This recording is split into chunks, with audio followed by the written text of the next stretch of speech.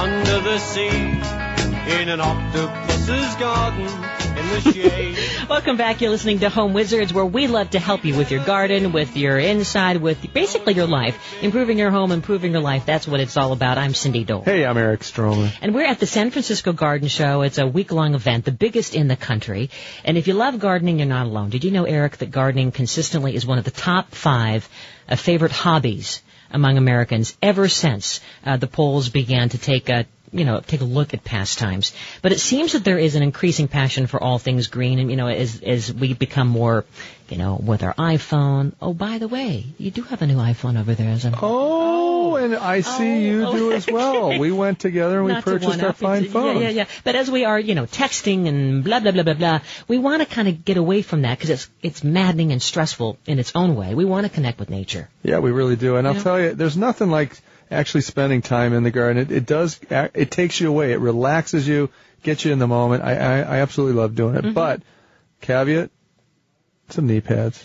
We need knee pads, and we want something that's not going to add to our stress because we have very little time, and we want it to look great and maybe be organic and maybe be just, no fuss.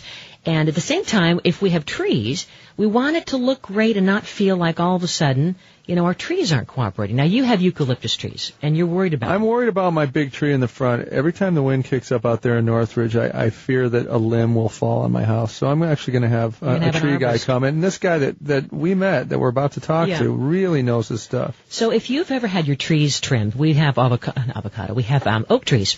And the oak trees are very, very old in Glendale, and you have to take care of them in a certain way. It's called lacing. You can't just, chop off things. But there are people who've been known just to chop off trees, and that is a big no-no with those who are very proud about the aesthetics of trimming trees. Well, I would say that our message is that you can keep a tree or a shrub at the size that's correct for your house, your landscape, and your garden, and you can maintain it at that size practically indefinitely if you know how to do it correctly without butchering the plant. I mean, anyone can come along and cut the top off a tree or a bush, but that's not what we do. We can reduce the tree or shrub to a smaller size while still leaving it in a natural shape and a natural form, and it's going to look good both in the summer and the winter because it's going to have a silhouette. We focus a lot on high-value, delicate, small, woody plants and trees. The best example would be a Japanese maple. It comes in a number of different varieties, and each one has its own essential points, the essence of that tree. It might be the bark, it might be the shape of the leaf, or the way the branches grow, or the way the ends tip down, or whatever it might be. And what we do is we bring out the essence of that tree or plant. So this is an art form. It's almost like bonsai, isn't it? Well, that's interesting that you bring up bonsai. Bonsai. That's fine. Bonsai, we take bonsai principles and relax them and apply them to landscape trees, because in bonsai you can take the plant out of the pot. In fact, you have to periodically take it out, prune the roots and so on, and you're caring for every part of the tree, whereas a landscape tree is planted. We can't expose the roots. We don't know exactly what's going on there, so we have to relax our approach to give the tree less stress. So it's purely aesthetic and not for the structure of the plant or tree to help grow in a healthier manner. It's just the way it looks. What are you doing? No, and I'm glad you asked that, because my answer was focusing on the aesthetic part of it. Yeah. We make sure that we maintain the health of the tree. The health of the tree is always of paramount importance. Second, just a step down from that is its aesthetic appeal to the owner. And you're customizing what you do or how you do it based on what that plant is, right? And Absolutely. What it means. Absolutely. Not just that particular genus or species, but that particular plant in that particular location with all of the conditions under which it's growing.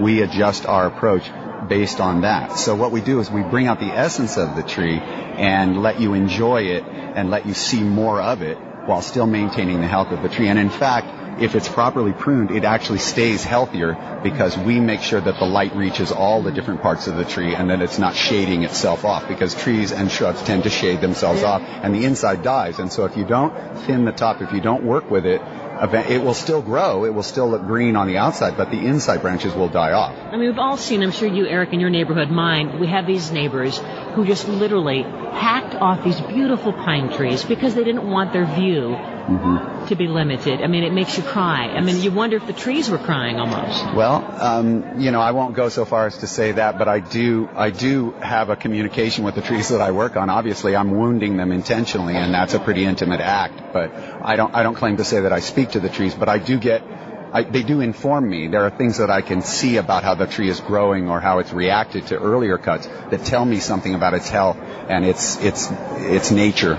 And I work with that information. That's always informing me. But people who come and just cut things off are making two mistakes. They're making a mistake because they're making the structure of the plant ugly, and that's an insult to the tree and to themselves. And also, when you make those kinds of cuts, just whacking off the top, it's called topping. Just regardless of the structure of the tree, you just want it cut down to a certain level. You measure 10 feet up from the ground, and you cut it off straight across. What's going to happen is that tree is going to react. And it's going to grow out, and it's going to try and recreate that part you just cut off, and it will do that faster than you ever imagined. So those pine trees will grow right back. In a couple of years, they'll be right back up. Whereas if they had been reduced gradually in an aesthetic and a proper arboricultural manner, they wouldn't grow back as fast, and they could be reduced and still look like a natural tree. And it really is tragic, Eric. You know, some neighborhoods you'll be driving around the street, and I don't know who gave the go-ahead, but you'll see these large ficus trees or fill in the blank that have literally been lopped off, and you come back and visit them maybe 6 months or a year later, and now it almost has like an afro. It's like the leaves have just grown, but it's a stub, and it looks really sad. And the thing really that concerns me is that so many people say that they are arborists or that they do know what they're doing, and they're just trying to make a buck, and they get out there and they just literally lob the top half of your tree off, and it doesn't do, to our gentleman's point, it doesn't do anything for the tree but make it grow back stronger and harder. So it's not going to serve the tree as effectively as actual pruning. So it really does take somebody that's trained in this and does it the right way. So the group is called the Aesthetic Pruners Association. It's a nonprofit group around the country, and so you can go to the website, which is aestheticprunersassociation.org, aestheticprunersassociation.org, and then when you go there, it gives you all kinds of tips on how to promote and develop the craft of really artistic and healthy tree care. Right, and it makes a huge difference. And I'm gonna do this from now on. I'm not gonna just have any old guy show up and hack the tree up. No, I'm not doing it. And it's interesting how this gentleman really does feel like he's connecting with. He loved the tree. You could tell he was a full-on tree. He's a tree lover. He's a tree lover. Yeah. Because I guess like he said, he's wounding the tree in a way, but also helping it to live and thrive. So that's exactly right. Kind of cool. So one of the many things, again, as we are exploring the San Francisco Garden Show together, is the idea of trees, because trees are going to not only shade your yard, but give you privacy and improve the value of your home. Definitely an important thing, right? Because when you see a tree-lined street, doesn't that just make you feel like you're home? That's a great neighborhood. Yeah, it sure does. Like in our area, the Neighborhood Association, combined with Glendale, they donated a tree for everyone's home right in the front, because the idea was, and I think it's worked, when the tree is fully grown, it seems to subconsciously slow down traffic. As you are approaching this street... that's right. There's a reverence for the feeling of the neighborhood. Especially you do slow down. When there's a canopy over you, all of a sudden you kind of go, oh. Yeah. You just kind of... No, I think it's more like a... like it's that too. Yeah. And all of a sudden you're respecting where you are, and just subconsciously you aren't like in that road rage. So anyway, think about that. And your neighborhood. Now, a lot of the trends that we've been seeing here at the Garden Show, of course, edible landscaping, perhaps the biggest gardening trend in the past few years. Vegetable seed sales had declined, for years, but now it's just continuing to surge back. People want to not only save money, but to feel like they are doing something that they can control. Yeah, this is fantastic. And how is that veggie garden of yours? Well, the tomatoes actually that I have not pulled out from last summer are still growing. Really? Yeah. I'm going to do them again right, though. Well, there are so many creative ways to grow edibles. We saw this one design, little mini garden, if you will, at the Garden Show. What do they use, like coffee bean sacks?